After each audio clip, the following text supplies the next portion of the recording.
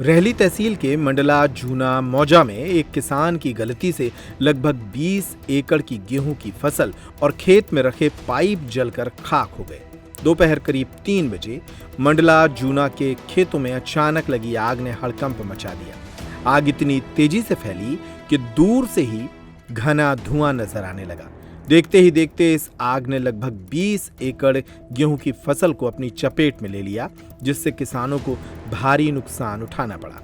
सूचना मिलते ही fire brigade मौके पर पहुंची और कड़ी मशक्कत के बाद आग पर काबू पाया गया। किसानों की सूझबूझ और त्वरित प्रक्रिया से आग को और अधिक फैलने से रोका गया, जिससे अन्य फसलों का नुकसान बचाया जा सके।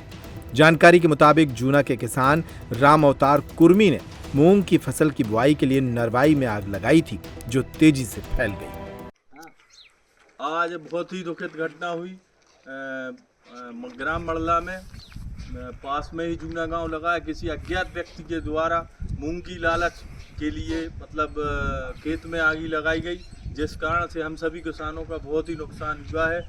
बाजू में राजू कुर्मी दाऊ जो कहलाते हैं, उनकी 2 एकड़ जगह खड़ी फसल में आग लगी। साथ ही मोकला वाले जो हमारे बाजू वाले मेड़ पड़ोसी हैं, उनके खेत में 5 एकड़ में खड़ी फसल में आग लगी, जिससे उनका पूरी फसल जल के खाक हो गई है।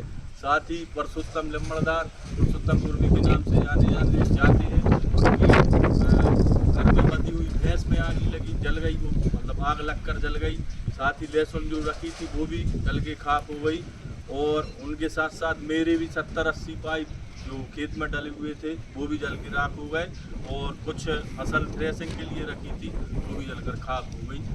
प्रशासन से हम सभी किसानों की गुजारिश है कि उचित सर्वे करवाकर, तत्काल सर्वे करवाकर मुआवजा देने की कृपा करें।